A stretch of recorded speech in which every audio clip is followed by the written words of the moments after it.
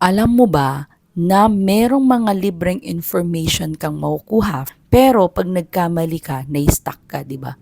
So ang video na ito ay tungkol sa bakit kailangan mo magbayad ng course or paid courses para sa kung seryoso ka sa business mo.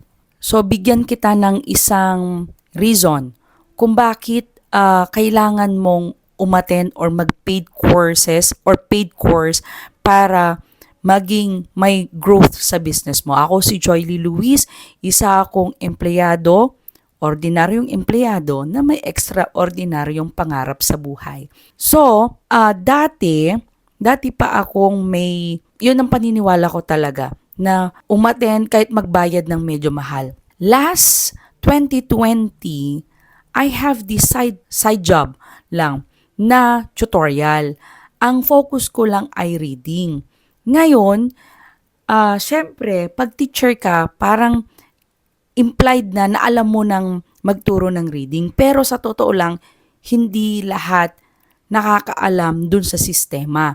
Ngayon, di nagtuturo ako, ang dami kong nagiging problema sa estudyante ko, pati sa sideline ko, tapos hindi ko nare-resolve agad, ano ba talaga? And then, magkano lang yung bayad sa akin noon per hour pa noon? Ang baba, 80 pesos ata.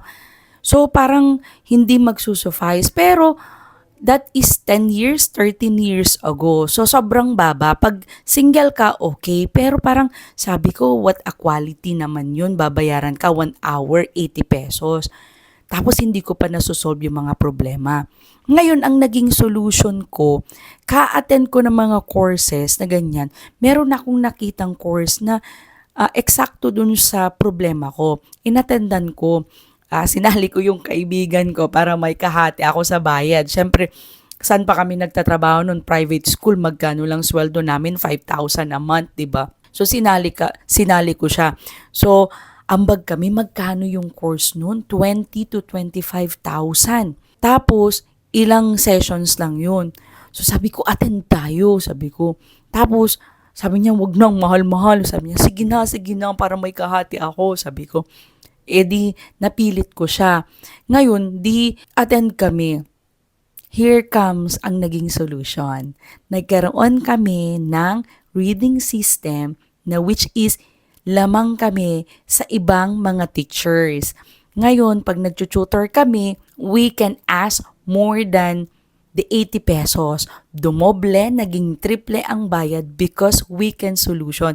Dati sa mga estudyante, sa iba, naging well-known kami dito sa community, ay dito sa barangay namin, and even sa mga schools. Parang pag idala mo kay ganito, recommended kami. So, we are not looking for cuties now, but they are looking for us. That's one of the effect for me. Ngayon, sabi niya, mahal-mahal nung inattendan nating course. Pero sabi ko sa kanya, magkano charge mo per session mo? Tapos, hindi ka na per hour. Depende na ngayon yung focus ng bata. But we have that limitation ngayon. Kung hanggang nababasa namin, kung paano ang na-assess namin, kung paano ang galawan ng bata, paano yung ganito, that is the effect. It's not just the result, but also the result of yung effect ng pagde-deliver mo nung ginagawa mo. So, ngayon, nung nalaman ko yung reading system na yon, it evolves, lumaki until you can make another business out of it. Kasi naging magaling ka sa isang bagay. What I learned from that is, tip number 1, they gonna give you the shortcut. Binayaran mo eh. They gonna give you the secret. Hindi man shortcut, hindi madali. Kasi babaybayin mo pa rin. There is still a process kung paano mo gagawin. It's you to implement. Pero kung YouTube University lang, wala akong against sa YouTube University. Ang problema is, hindi lang kasi isang vlogger ang sinusundan natin. Hindi tayo nagdadayat sa mga information. Isang vlogger na ganito, another vlogger na naman ng ganito, halo-halo, which is the idea of this, may punto siya, may punto rin siya sa isa. So, hindi siya mag-jive kasi magkaiba yung experience nila. But then, if you will go to one course lang, tapos sunod-sunod yun ang aaralin mo until you implement, doon mo makikita na, effective siya sa akin to. Okay, ganito pala pag may problema. And another is that you will take action agad-agad. That's the number 2.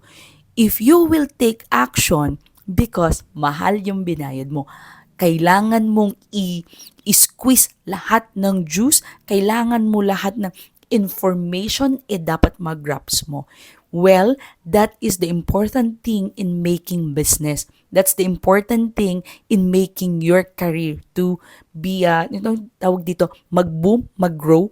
Kasi, kung hindi ka magte-take ng action, kahit napakaganda nung idea, nung mentor mo, o nung course na pinuntahan mo, if you will not take action, asahan mo na sayang talaga yung pera mo. Naniniwala kasi ako na it will make you, your business, your career make faster yung result. Mas maganda yung result kasi direct to the point and maganda rin yung balik sa'yo. Well, gusto natin magkapera, so that's I recommend. Kasi kailangan mo ng mabilis na feedback. Naniniwala ko na yung pera mas mabilis kitain kung mas marami kang alam. Knowledge is power, pero pag ang knowledge hindi na-implement, mas lalong wala siyang kwenta. Sayang din lang yung pera mo. So, yun lang at naniniwala ako na kayang-kaya mo yan and wag mong sasayangin yung pera na gagastos mo para sa sarili mo, investment mo, para sa business mo, mababawi mo yan.